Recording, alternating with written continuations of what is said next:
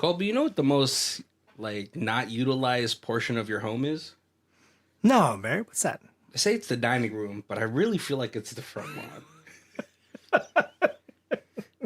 Happy New Year, guys. What's going on? My name is Barry. This is Colby. And this is Who Watches This.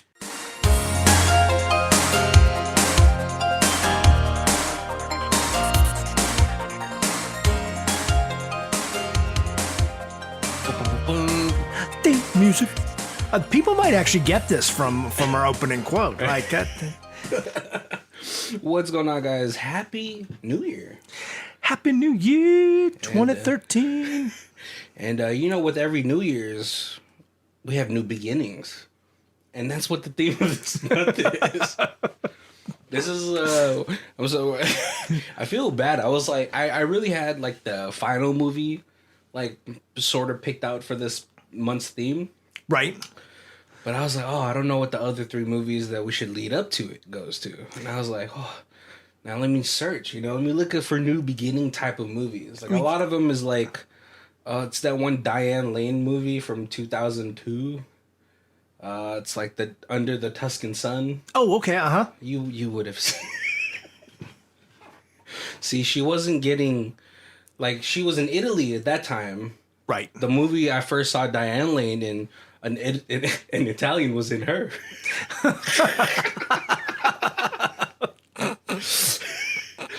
But I forgot, that's an unfaithful joke for you guys. For you cinemophilia. I don't know what the fucking word is. Cinephiles. Cinemaphiliacs. Some guys pulled a VHS out of his pants. Oh yeah. That's how he rewinds. It's a painful. No, so I wanted to start off the new year with some new beginning type of movies, and I'm gonna first apologize to you guys for trying to start off the year in a more depressing, realistic version of that. But let's go to my one segment where I write movie trailer for you guys in sort of a rhyming fashion. Frank's been fired. Frank's wife's gone. Frank's been locked out, and all of his things are on the lawn.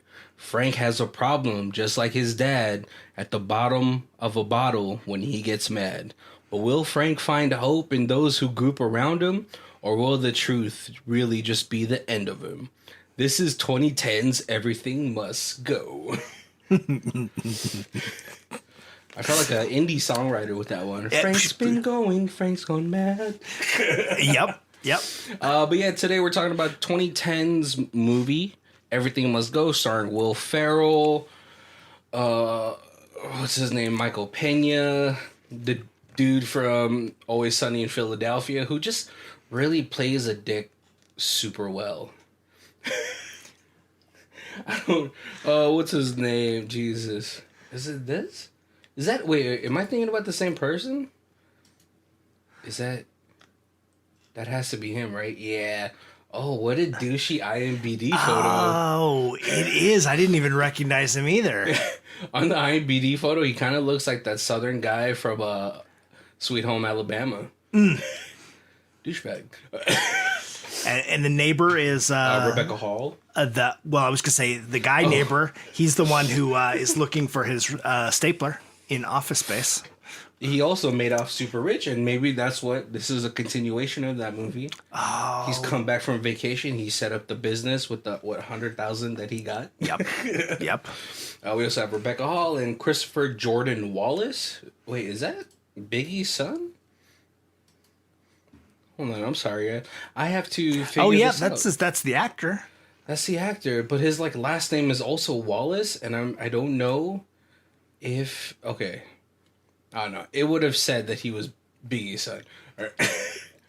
Oh, he's a writer too. Okay, but yeah, today we're talking about this movie. It's kind of like it's a little gloomy because it's realistic. Right. It threw me a little because when I'm like, Will Ferrell and Pena, this is gonna be a funny movie.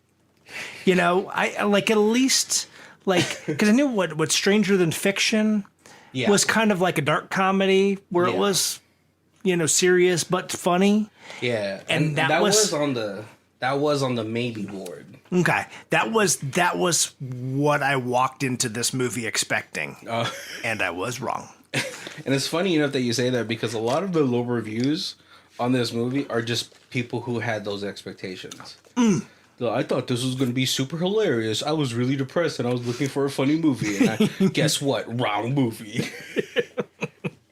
I know Michael Pena. He's a great actor. I don't think a lot of people give him enough credit, but the dude has range. Right? Because I believe Michael Pena was the dude from Next Friday, where he was all like, "No more locked doors." Oh yeah, I think that's him because it's hard because Michael Pena, his eyes were always covered in the movie. Right. I have to check this out, guys. Hold on. Oh, that's not him. Okay. Well, the dude has range, right? He was in End of Watch with Jake Gyllenhaal, where it was like a gritty drama action. Right. But then he was also in like the Ant-Man movies, where he was like the funny dude. Yep. So you really do come into this movie thinking, oh, it's going to be pretty fun. It's going to be a hilarious spin on divorce. But I think even from out the gate, we actually do start the movie in a more serious note that we don't even recognize. It's Will Ferrell in his car reciting sort of the rules of being in sales. Yes. And so if any of you guys know, like there's tons of books out there that talk about how to navigate the waters in sales, right? So much stuff. So much psychology goes into it that Will Ferrell even talks about it in later in the movie where he's talking to his pregnant neighbor. Yeah, like there's certainly books where they're like, hey, you learn how to sell even if you're not in sales, because you always, no matter what you're doing, you're selling yourself, and these same rules work for everything. Yeah, ABC, ABS, always be selling. Yep. It doesn't matter where you are, even when you're like just you could just be trying to negotiate like terms, and even that's sales. Right. So he's doing all of this in his car. He's like hyping himself up. He has a presentation. He's a VP of a pretty big corporation. Yep. Which I assumed we don't ever really get too many details on these things, but he gets approached by one of his colleagues, the guy from Always Sunny in Philadelphia, and he's like, "Listen, man, great, what's it called? Great presentation. But that's the one you had from last week or last month." Yeah. And he kind of winds it down to like, hey, you know what? Even though you've been with the company for so long, which Will Ferrell has is like 16 plus years. Yeah. And he's trying to talk about the merits that he's done. He's like, I brought this company to where it is now. He's like, yeah, but you also had like a DUI case. You also had like a month off to go to rehab and all these things. And so a lot, like all the pros that he has is like it's leveled out or balanced out by all the negatives that he has from his drinking problems. And so he gets fired. He gets a gift from the company. It's like a Boy Scout pocket watch or pocket knife. Right. It seemed it's like a weird engraved thing that you'd get like when you retired. But it's like that's his severance package. That's a slap in the face. How dare you? But he is very. He's not in control of his impulses, right? So he sees. I'm going to call him Danny. He sees Danny's Mustang. Pretty sweet Mustang. Looks like a '66, like Ford Mustang. Freaking teal paint. Right. Yeah, you could tell that's the boss. It's fucking cherry, But he pierces his tire. He slashes his tire, and the dumbest part is like he almost got caught, so he ends up leaving the pocket knife with his name on it. So because I don't know, so not that I've ever like slashed people's tires, but like you go out, like I was like as a kid and got to the desert, and there's like cars with like out there that like are all junkers. Yeah. And if they got a tire, like you were like, oh, your knife, but you you pop the tire, and as that air goes down, it compresses on your knife, and it is really difficult to get your knife back out. So it's trying to seal around the knife, right? Right. Yeah, it's totally like I understood. Like I was like, oh, you're not getting that out. Yeah, so he ends up no grip on that little plastic handle. I know it's not even like one of the fancy like pocket knives, those Swiss Army knives. Right. Yeah, it's generic one. So he ends up going to his neighborhood little bodega or little corner store, and he gets just the shittiest beer. It's PBR. I'm sorry, but PBR is water or beer pong beer. It's not for like lounging. You don't serve that to guests. I'm sorry, there's no Stella Artois in here. Right. But it's the kind you take out like on the lake because it's as good, just warm as it is cold, and it's got enough water in that you stay hydrated. So terrible. But when he gets home, he actually sees that he's been locked out of his house, and all of his stuff is out of the house. Right. Tries to contact his wife, but his wife leaves him a note like, hey, I'm done. I'm tired of all this. And so we still don't know why he's actually been fired. Right. It's very vague on what happened. We all thought it was a performance issue, but we later find out something else. And so he's just sad in front of his front lawn, going through all this stuff. He's like looking around the house. He's trying to contact his wife, but his wife isn't having it. And so he just wallows. Starts drinking a lot. And of course, everybody has nosy neighbors. But one of the neighbors calls the cops on him. Right.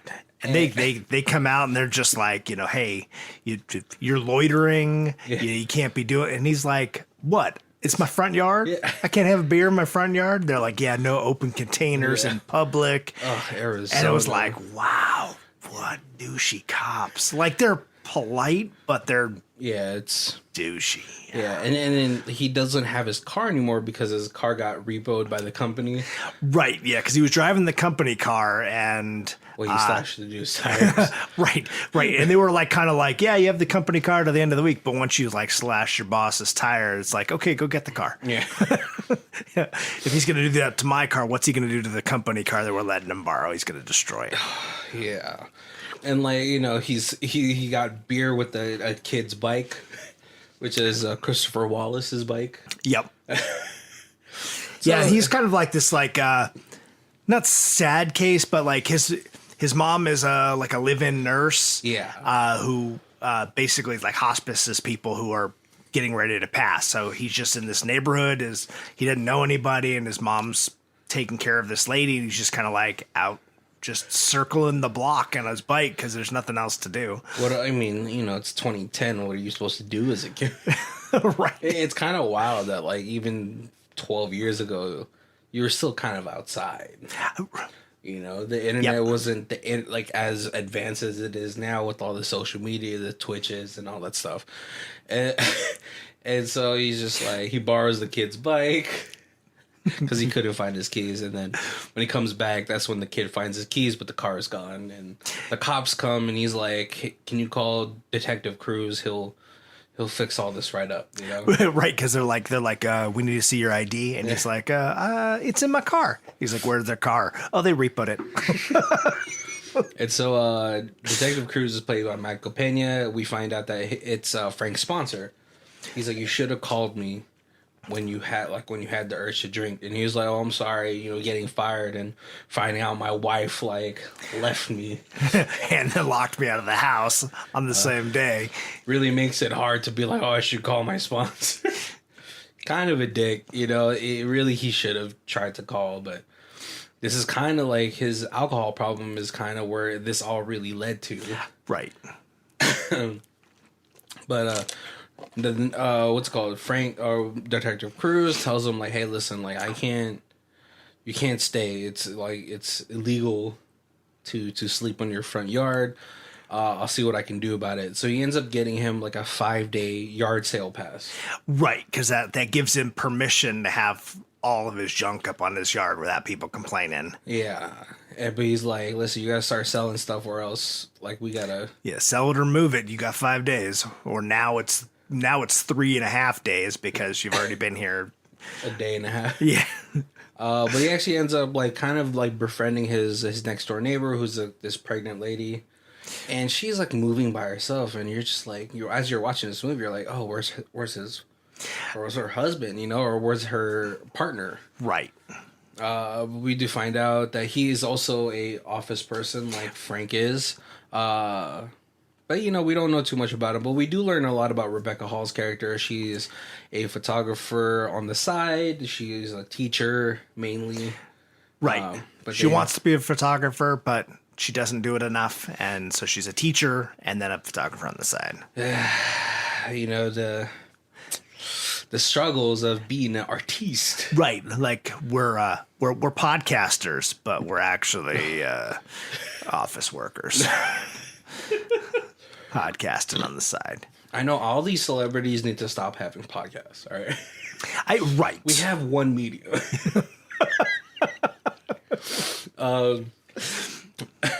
And so they do start to slowly sell things, but Frank has this weird thing about not wanting to sell anything.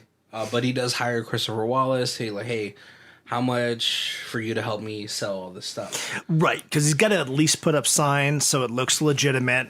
Yeah. And then, like, there's a very little bit of stuff that he's willing to let go. Like, some strange guy buys a bottle of mouthwash from him.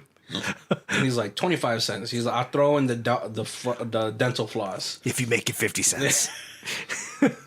But it's funny, right? Because the kid, like, he's talking to the kid. He's like, I'll give you $4 an hour and then a percentage of what we sell. And he's like, minimum wages in Arizona is $7.25. And he's like, all right, cool. I like that. Good deal. Right. Knowing your worth. Right. Good negotiating up front before you accept the job. And so, but the kid also has another stipulation where he, because he tells Frank, he's like, hey, like, I tried out for my baseball team, but I didn't make it. Frank mentions like, oh, well, what about football? You'd be an amazing left side tackle. And he's like, my mom doesn't want me to do that. I'll get hurt. Yep. Which honestly is waste. It's a waste. Yeah, and they kind of get into the baseball talk because they find a baseball that's signed like a 76 from the Yankees. Yeah. So it's worth a lot. But like his stipulation is like, you got to teach me how to play baseball. And he's like, I don't know. It's been so long. He's like, no, I saw the trophies. You can still teach. Yep. You can at least teach. And so the movie is kind of like hard to even really kind of talk about chronologically. Yeah. Because it's pretty much the whole movie is like in this front lawn, which is like a great storytelling that you could make all this. Right. So like now I kind of want to really just get into the like talking about the relationships that will progressively show how the movie goes, right? And so with Christopher Wallace, he spends a lot of time with him. He actually teaches him a lot about sales. Right. And we don't know if Christopher Wallace has a father figure in his life. It's easy to assume not because he's staying with the mom. Yeah. This, like it's kind of rough to like take your kid with you on as an in-house nurse. Right. But he actually learns a lot. Him and Frank actually do develop a bond because he's like, are we friends, Frank? And he's like, I guess. Sure, why not? Right, and Frank's giving him the sales Bible. And he's like, hey, if you memorize that book, you'll know more about sales than I do.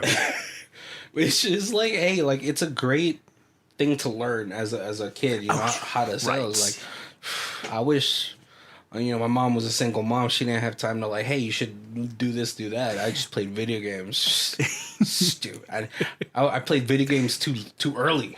I didn't get to stream it. Oh, right. You could have monetized that. And Frank does actually, he's like, at a certain part of the movie, he's like, this feels like it's been a little too one-sided on my part. So he ends up teaching Christopher how to play a little bit of baseball. Right. Which is like a sweet moment. And he's pretty bad. So, yeah.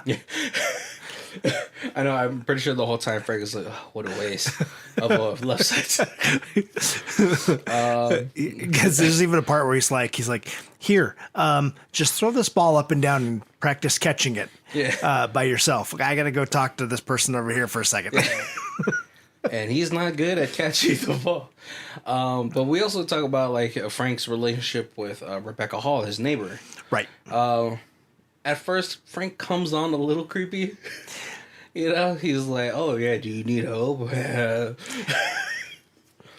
And this woman's been watching this guy just drink and sleep on his lawn. Yeah.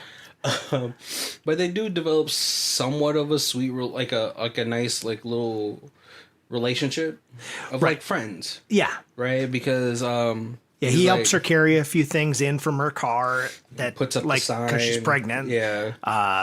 But he's like, "Hey, I'm gonna order some Chinese for me and Chris. Do you want some?"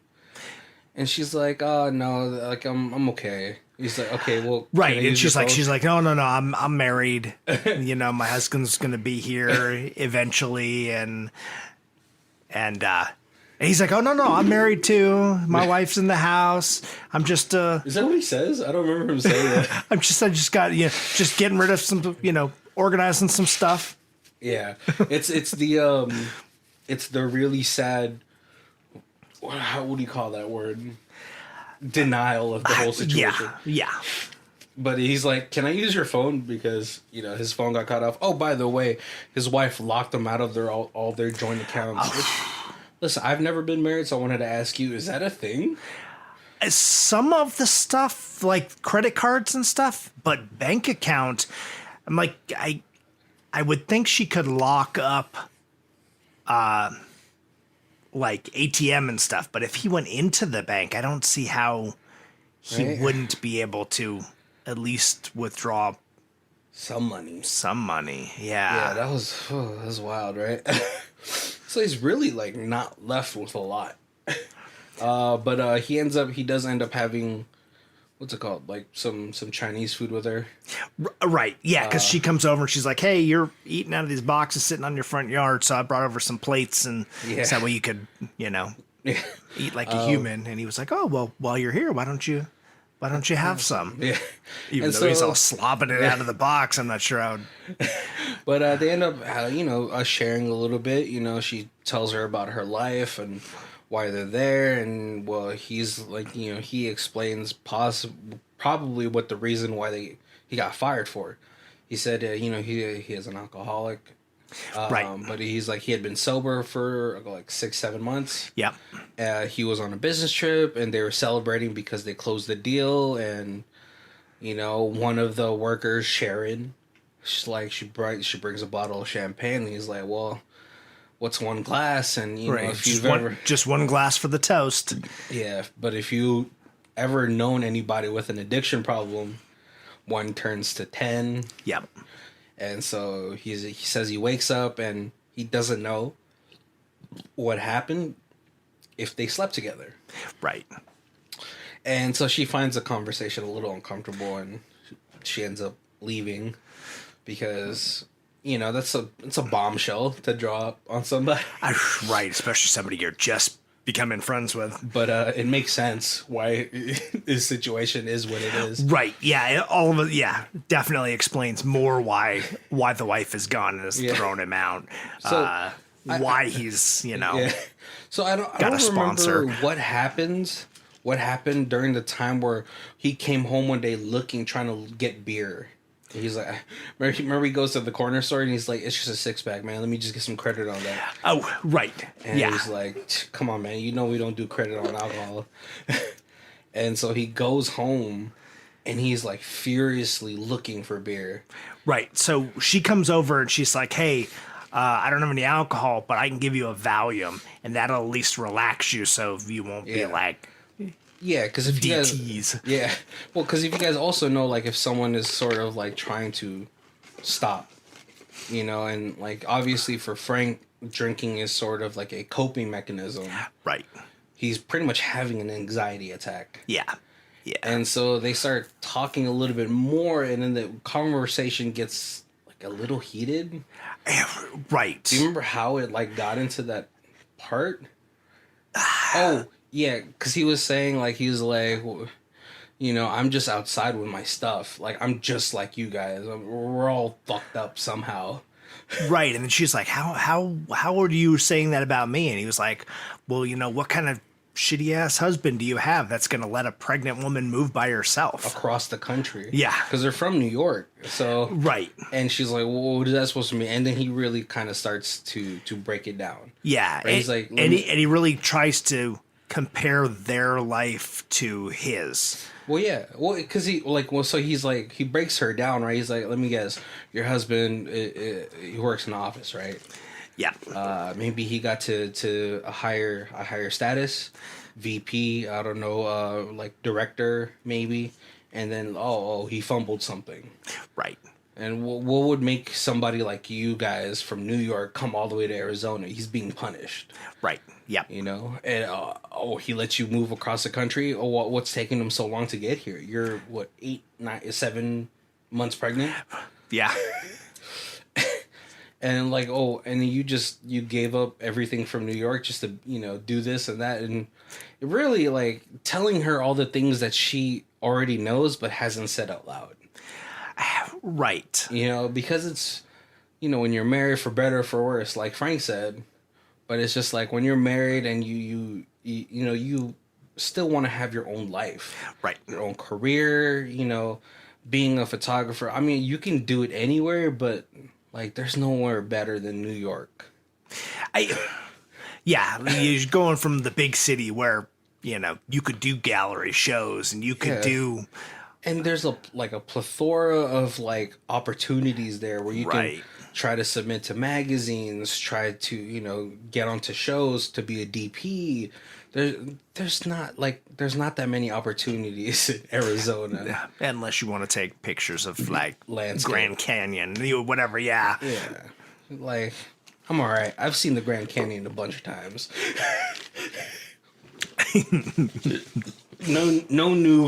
No new photography style is gonna make me see the Grand Canyon in a new light. But for some reason, she knew where the beer was because she starts throwing it at Frank. Right. Like, yep. What the fuck? Did she hide the beer? Maybe she did. Maybe she felt bad. Like, maybe it would help him kind of like some way. It's like when your kid hides your cigarettes. Yeah. Yeah. But slow him down at least. But the next day, like, he kind of like realizes he's fucked up. But he wakes up with Christopher Wallace already having put signs up on everything, put prices on everything. Right, put little tags on things that are like 70s jacket, back in style, and stuff like. His chair is like perfect thinking chair. It's just like awesome. It's a sweet way to try to sell stuff. Right. Yep. And I guess Frank, like, maybe the night's interaction had kind of helped him want to get straight. Yeah. And so, they actually sell out of everything that day. He's it's pretty amazing. He even gives the guy who bought his mouthwash the chair, his thinking chair. Which, hey, sweet deal. Right. Sweet deal. Right.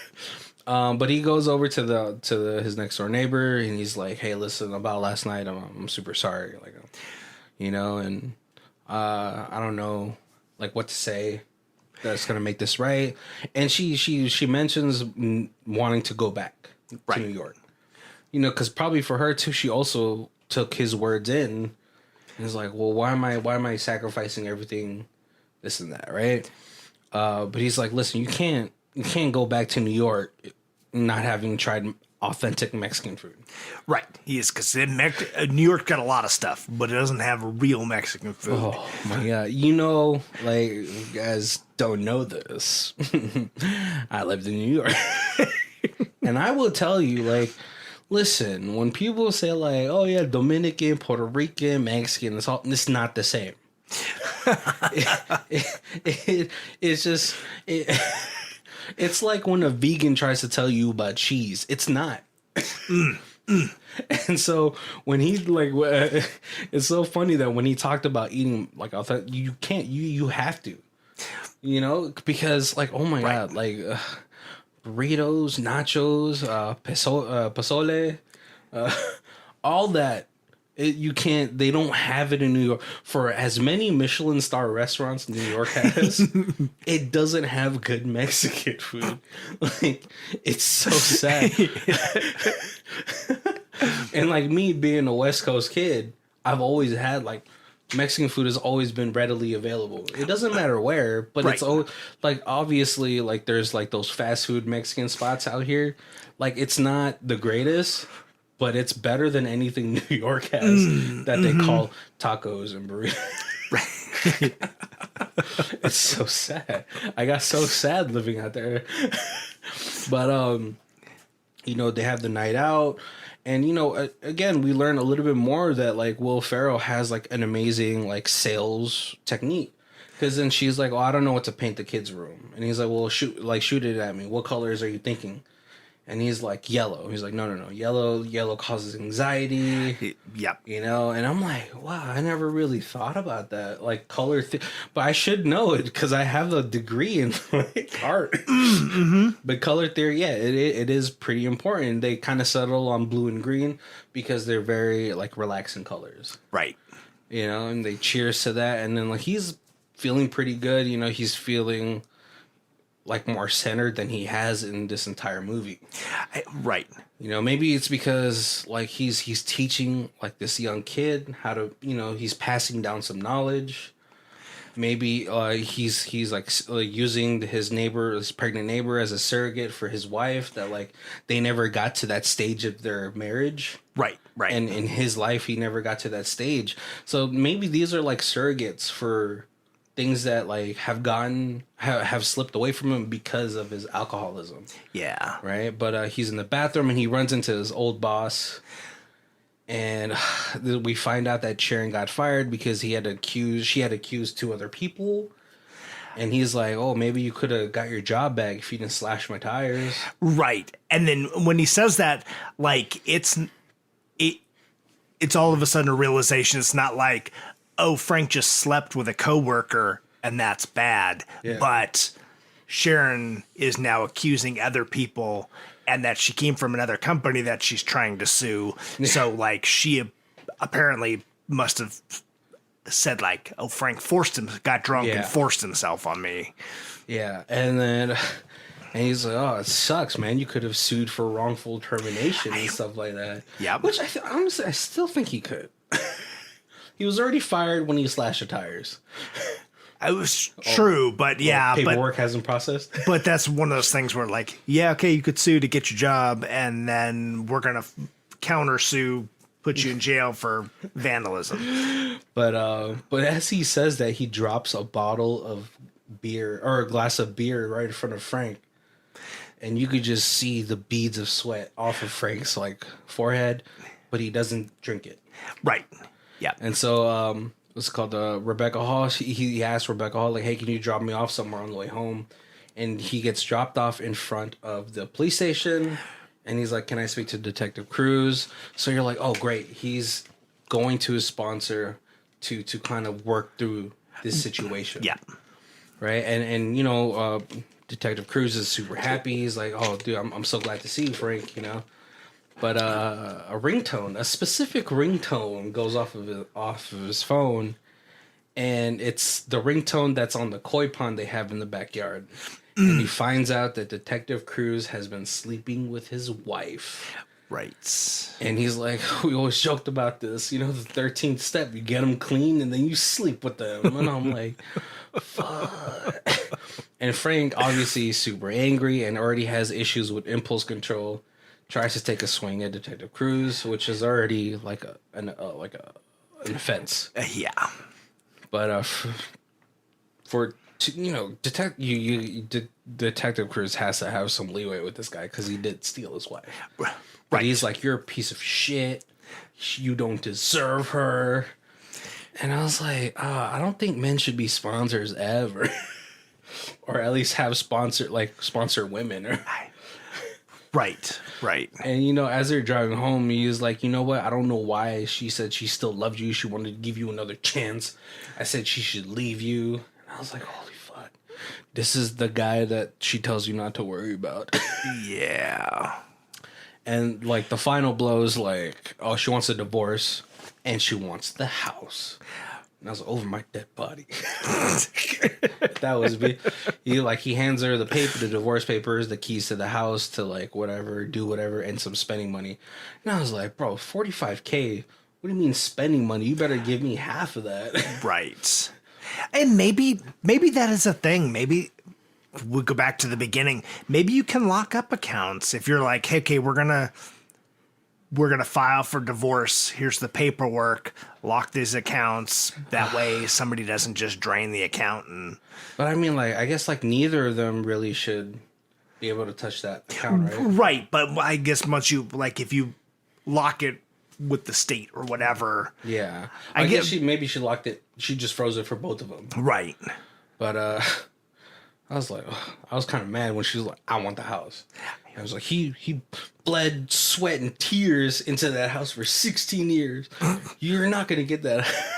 You're going to sell that house and you're going to split it. Yeah. And there's a bunch of like ridiculous things that money got spent on that were all like things that he bought for her because she wanted. Yeah. Like the koi pond. Because it was a swimming pool and she converted it to a koi pond. And then she added, it was like koi that she imported from Japan for $1,000 a piece. I just don't know if Detective Cruz can afford her. Right? He lives in an apartment. Like, no shame to detectives. I'm just saying, like, the way that he talks about her is like, she sounds expensive. Yeah. Even like the stuff they have in their house, they have like cabanas or whatever. I'm like, geez. But he gets home and I think he lets it all sink in. And then like the morning after, he kind of divvies up the rest of the things that he has. Right. Yeah. He gives all of his dad's records to the Rebecca Hall. Yeah. Who could appreciate it.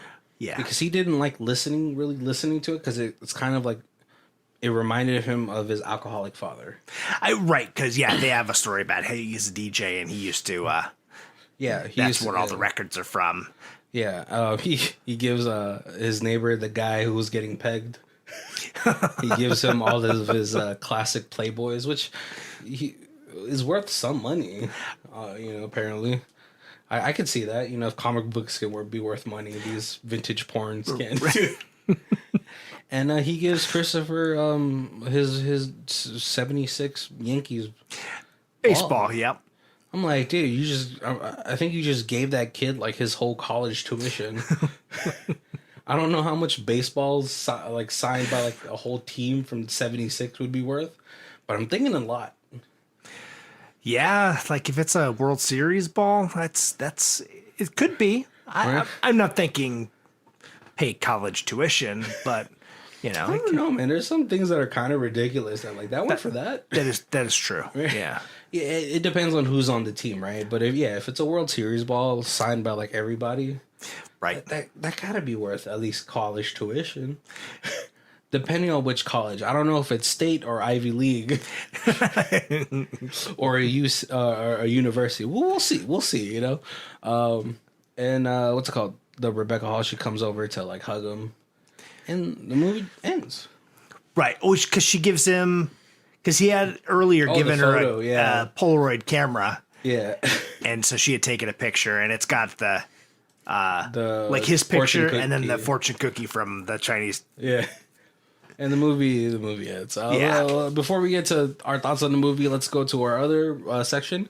High star, low star. Okay, so we got an 8 out of 10. Will Ferrell deserves an Oscar.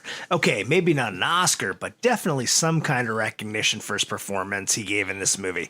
I'll be honest, when I chose this off my streaming service, I was a little hesitant. After all, Ferrell is known for his ruckus humor, which I enjoy, but I have seen previous reviews for this film. I knew it wasn't Anchorman material.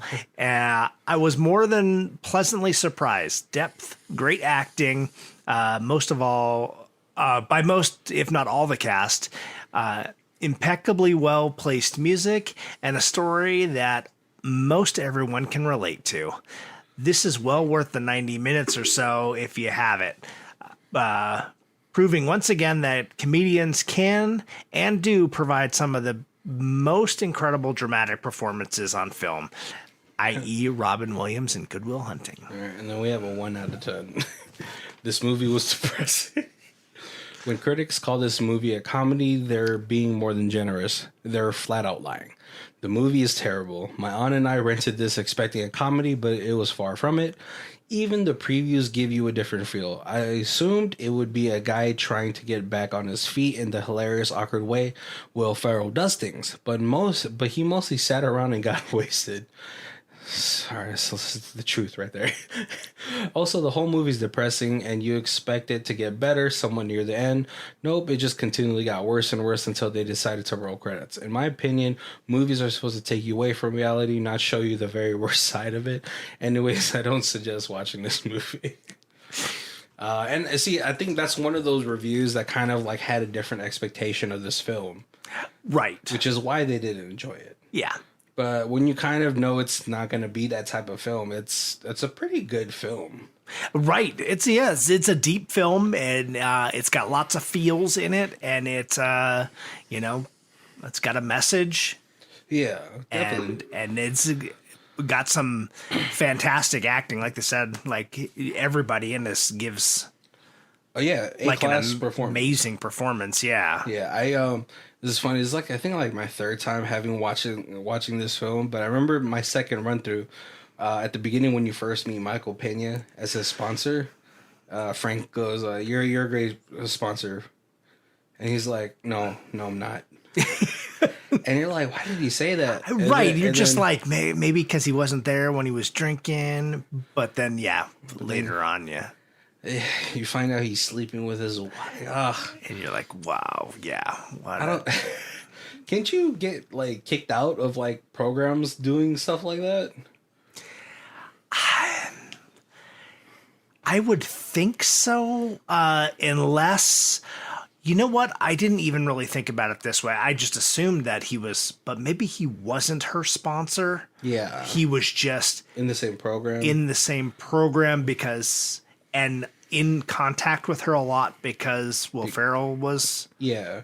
He was his sponsor. Yeah. So it was just like he felt her pain, and that like brought them together. I know a lot of sponsors are former addicts themselves. And right, it's usually somebody who's been through the program. Yeah, and he even rattled off some statistics saying that like, you know what the success rate of like a marriage if one person goes sober and one doesn't? It's pretty fucking low, Frank. Right. But I thought I was like throughout this whole movie I was like that realization that Michael Pena wasn't like a good person, like a good sponsor, and he was like kind of like a sleazebag doing that. Right. And like the pain that probably came with it, where he's like another man is telling you that you aren't good enough for your wife. Yeah, that's right. That it's enough to make you want to drink. Oh, right. And then like, the goal to be like, oh, hey, if you want another sponsor, I can get one for you. It's like, yeah, I don't want you in my freaking life, dude.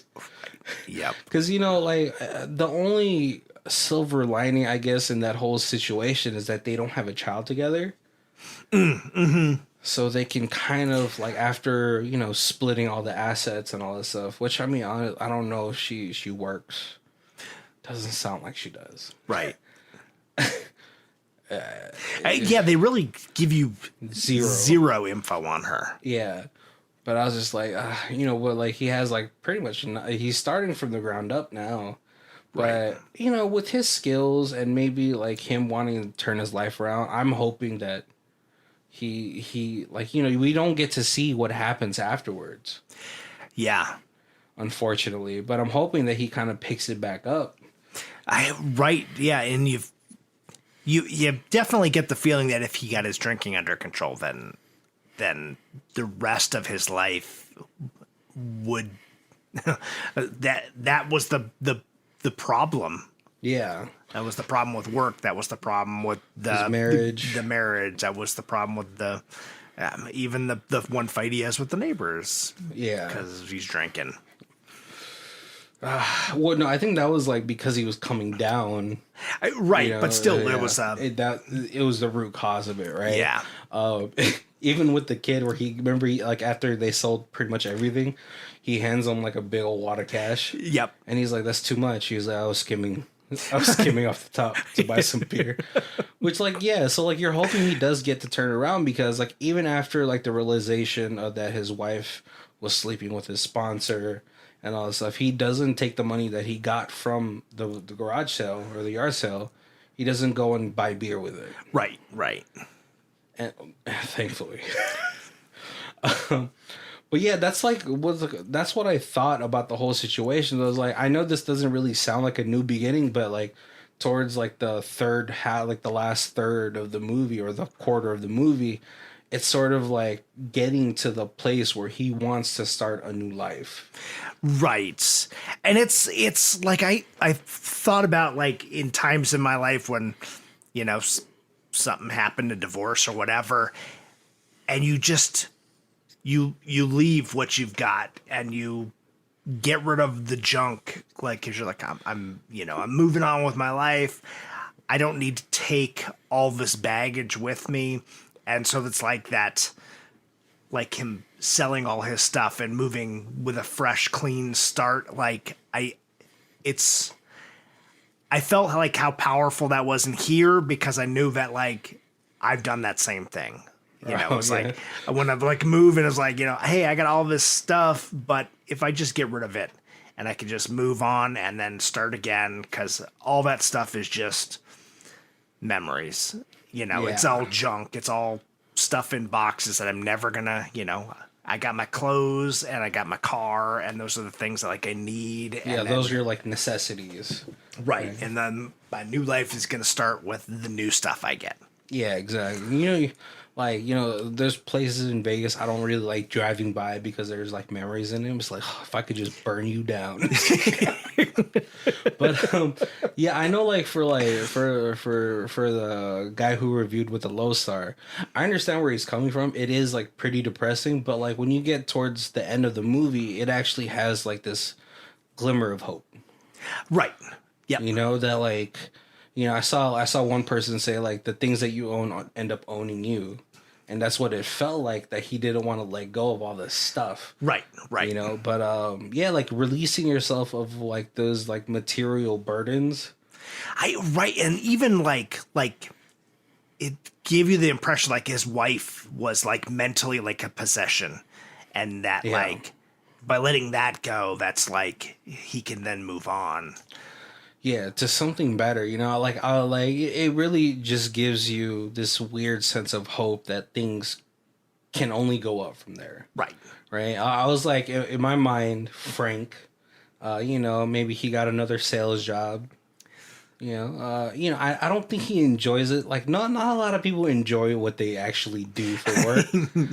But like, what you can hope for is that, like, that's gonna at least allow you to have some time to do the things that you do like.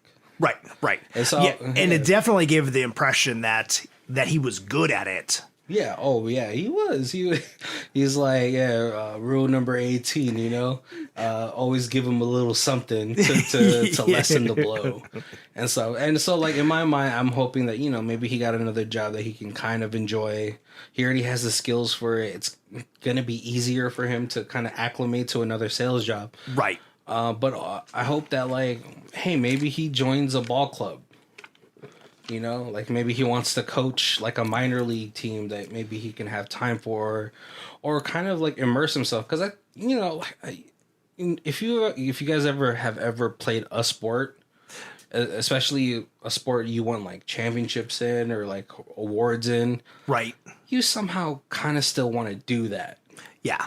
Even though you might understand that, like, hey, like, you know, life is this now.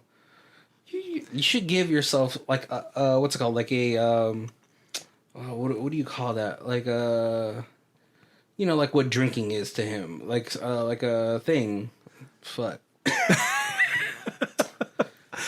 Like what is it, like called? An outlet? Yeah, like an outlet, you know, and that could, you know, baseball can be it for him, you know. Right. Yeah, because he obviously had skills, and And I think he really did enjoy teaching Chris. Right. And it kind of like, I guess it was that nostalgic enjoyment of being young and being able to. Yeah, and it's probably really like sad enough to say, but it's probably one of the only times that maybe he had with his dad when his dad was like sober. Right. You know, like when you, and that might be one of the only good memories he has of his alcoholic father just throwing the ball around. Yep.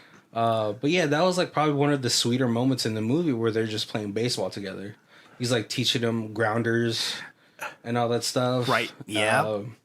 Also, the relationship he had with Rebecca Hall, like I said, I felt like that was like maybe a surrogate for like the things that like maybe his wife didn't want to have kids, maybe he did. You know, there's like a very much that we didn't get filled on, but he seemed to enjoy her company, right. you know, and talking about like talking about like her kid's future and stuff like that. Yeah, and I wasn't sure where the movie was wanting to go with that. So I like that at the end her husband showed up. Yeah. And it was like, oh, okay, good. I'm not they're not trying to like push them together. Yeah. Yeah, I was pretty glad about that too. We did have a little moment where he visited like some girl that he knew back in high school. Right. The girl from Jurassic Park movies. That's where she's. I was like, she looks so familiar. But like, you know, she even gave him a boost where like, you know, he's like, what did you mean by this? You know, you wrote it on my yearbook. And he's like, well, you know, I don't know if you remember, but there's like a party. I had pink hair. The guys were trying to dunk my hair in the pool to see if they can get the green out or the pink out. Pink out, yep. And you stopped it and you took me home. And he's like, I don't remember. He was probably drunk. Right. Yeah. Sad enough that he drank and drive. But, you know, she's like the one that told him, like, listen, like, you're a good person. You know, good people can make bad decisions. Right. But if you're a good person, that part doesn't change. Yeah, that part doesn't change. And she's like, hey, like, listen, you know, maybe when you clean up and stuff like that, we can, like, hang out. Right. So like that's like another glimmer of hope. Like maybe he has like a possible relationship with this woman who has like I think one or two kids. Two. Oh, was it two? It was there was because it was two kids eating, so it was, and they were probably like six, 7, and 8. Yeah, something like that. So there's a lot of hope at this movie. I know it's like super depressing, and it probably. Like the guy said, he's like, I want to escape reality, not like wallow in it. Right. But like, I like movies that are kind of grounded like this. Just because like it kind of shows you like the other side of like the reality of some things, you know, like some marriages don't get to work out. Right. Yeah, like it kind of like the other movie that was not really similar to this, but I feel like kind of had that same thing was Jim Carrey had Liar Liar?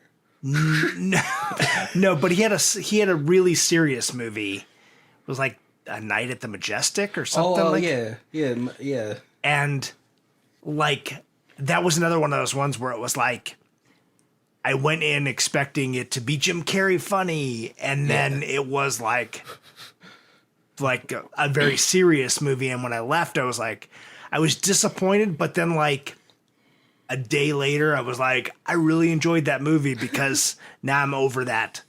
Like it sunk in, and I kind of feel bad. Like Jim Carrey he has like acting chops, but like it seemed like people studios maybe just didn't want him to do that though.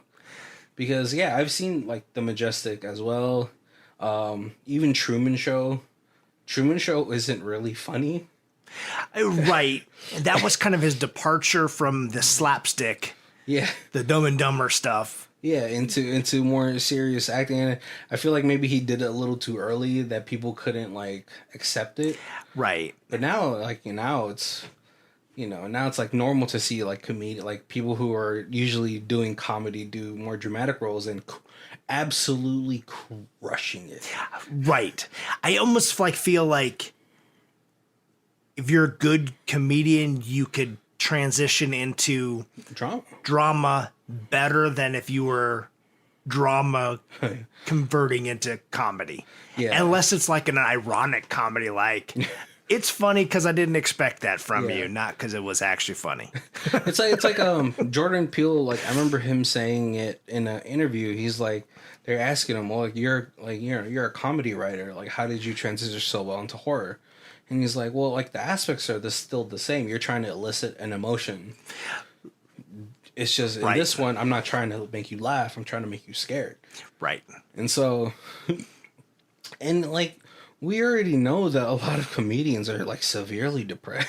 I don't know about severely, but like, you know, like actors like Robin Williams and stuff like that. Like, did amazing. It is weird because you almost like at the suicide rate of actors, it seems like it's more towards comedic actors than serious actors. Yeah, and I think that's because like you know, when you grow up and stuff, I grew up like chunky.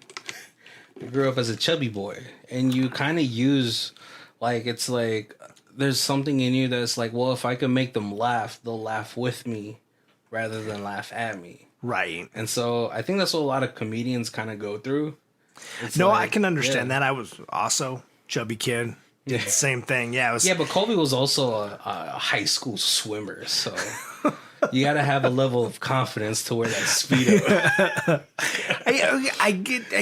I got better in high school, Yeah. but it was young, like elementary school.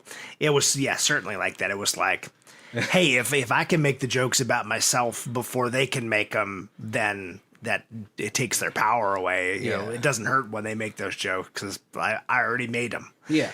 So, yeah, I feel like that's what a lot of comedians kind of go through. They have like all this pain and they're like, well, if I can't make myself laugh, maybe I'll feel better if I make other people laugh. Mm-hmm. Yeah. And Adam Sandler also does like amazing drama.